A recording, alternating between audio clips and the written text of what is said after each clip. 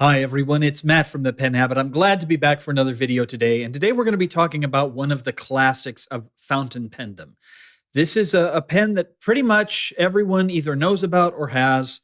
And I'm a little late to the bandwagon because it's one that hasn't really interested me all that much for a while. So, the pen in question, well, before we get to the pen in question, I do want to say a quick thank you to Rob, who sent me a couple of his pens to review. So I will be doing this one and another one and sending them back to him.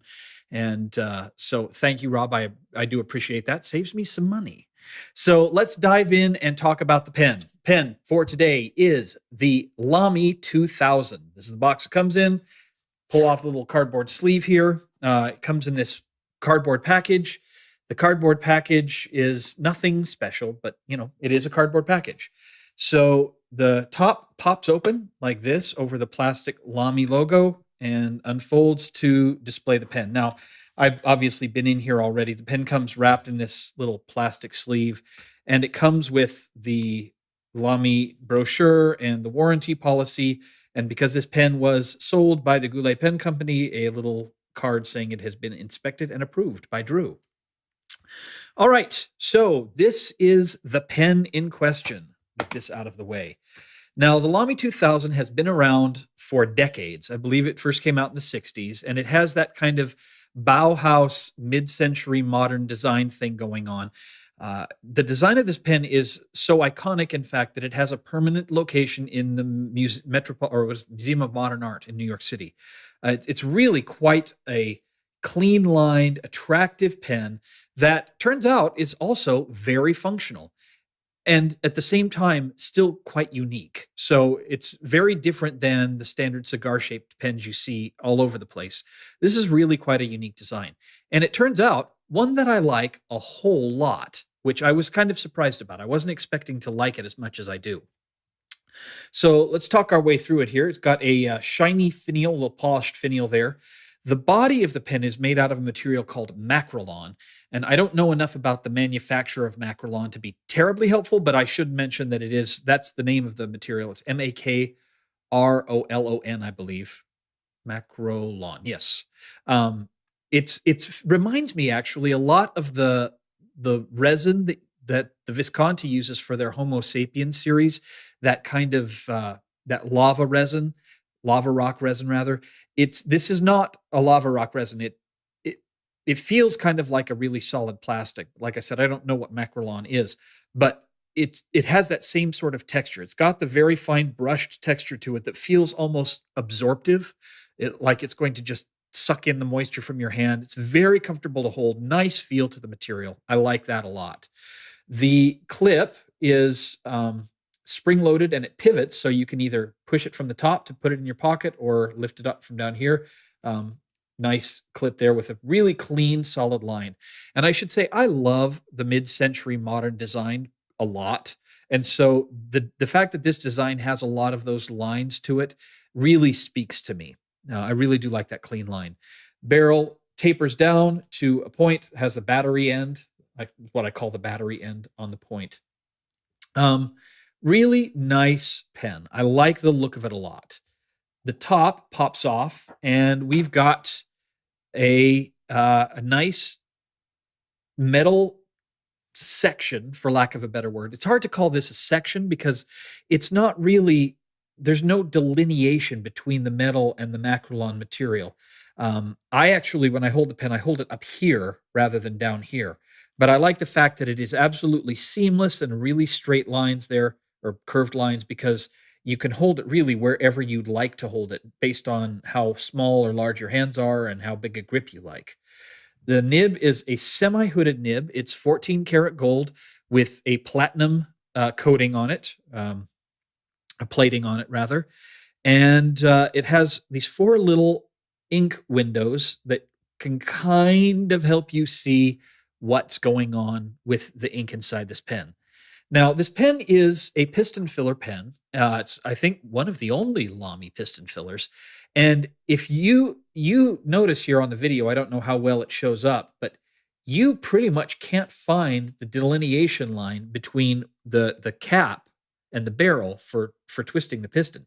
It's there, but it's really hard to see, even in good light. You have to look really closely. Uh, that to me shows how very deftly this machine or this pen was machined and manufactured.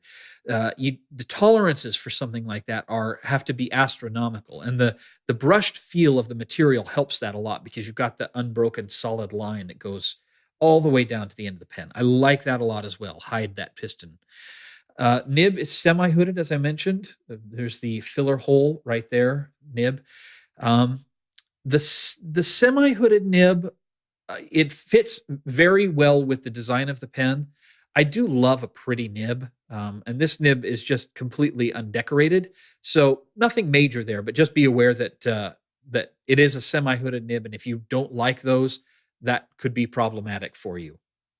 One other little tiny thing to point out are these little tabs here that are used to hold the cap in place. There's one on either side of the pen. Now, depending on how you hold the pen or where you hold the pen, you could, in theory, actually get your fingers on those little tabs. I hold mine a little bit above those tabs, or even if I were right over the tabs, my grip in particular doesn't land on the tabs, so that doesn't bother me at all. But if for any reason you find yourself holding the side of the pen and you end up holding it right here, that could, in theory, bother you. Even they're not very high up, so even still, they don't bother me even if I'm holding it right on that lip. Um, so that's the pen. It's really quite a lovely pen, quite a nice material, excellent feel in the hand, very well balanced. So let's talk about the stats a little bit. The pen is inked. I inked it up as piston filler. It is 18 grams when it's inked or when it's uncapped, and 28 grams when it is capped. So it's a nice moderate weight pen. It's not too heavy, not too light. Feels very comfortable in the hand. Capped, you're looking at 139 millimeters. Uncapped, you are looking at 124 millimeters. So still relatively comfortable to hold in the hand, even uncapped or unposted. And posted, and it can be posted, posts very nicely, pretty securely. Is 153 millimeters, and it's very well balanced in the hand at 153. At least it is if I hold it a little bit further back, which is where I like holding this pen. If you hold it way down at the tip, it can be just a tad on the back heavy side, but it's not bad. The barrel and section go from about 8 millimeters from right here to about 13 millimeters right here. So really, because you've got this unbroken line, as I keep talking about, you're going to be able to hold the pen at whatever diameter grip you generally like. So if you've got small hands, you can hold a little closer to the tip and get a narrower grip. If you've got big hands, hold it a little bit further back, you get a wider grip. I like that a lot because it's really, it's a, in that respect, from a design perspective, it's kind of a good pen for everybody. And then the cap is 14 millimeters in diameter at its widest point. So usually the measure of a pen that I borrow is, well, let me just put it this way. Rob, the person who sent me the pen, is very lucky that I'm an honest person, because if I weren't, this pen might get lost in the mail, if you catch my drift. I like it a lot. In fact, I like it so much there is now one on order for me. It's a wonderful pen, and it's a great, for me, and a great everyday carry. The pop top is nice for quick taking notes. If you're taking notes sporadically throughout the day.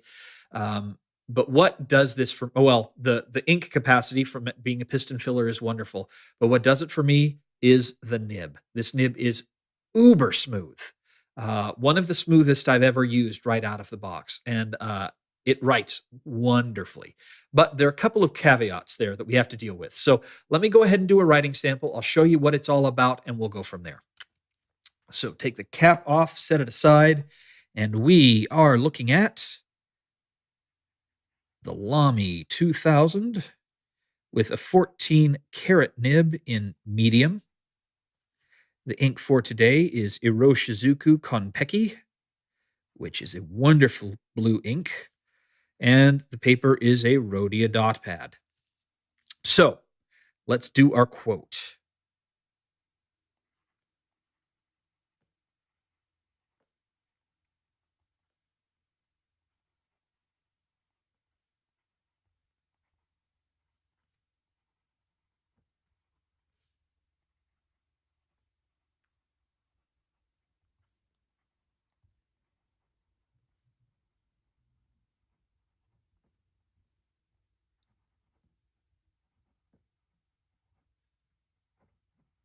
Oh, misspelled that. Crichton. Michael Crichton, the departed, dearly departed Michael Crichton, who, regardless of what you think about his books, sure did provide us a lot of great stories.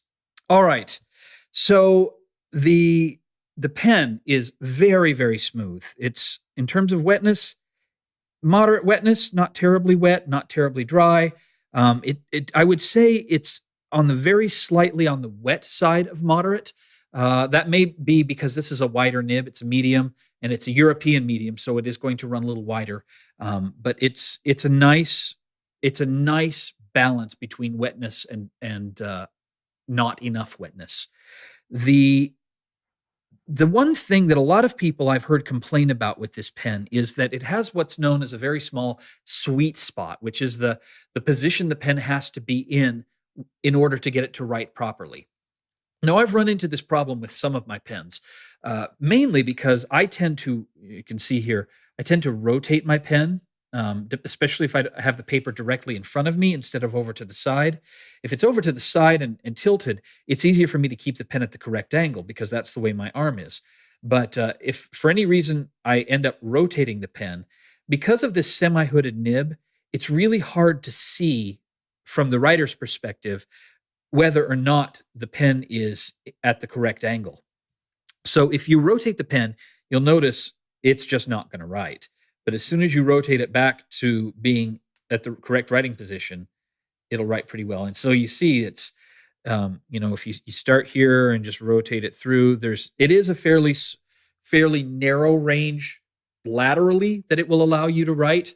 In terms of vertically, though, I have no problems. You can start it low, you can do it high, you can write at a normal angle. I don't have any problems. It's only with rotating the pen to the right or to the left where I start to run into issues.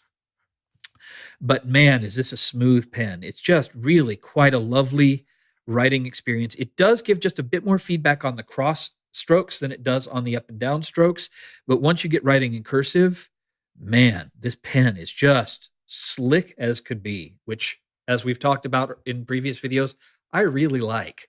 In terms of line variation, you're not going to see a lot of it, mainly because this is a semi-hooded nib and there's just not a lot of room for the nib to flex. You can coax a little out, but it's nothing spectacular or majorly significant.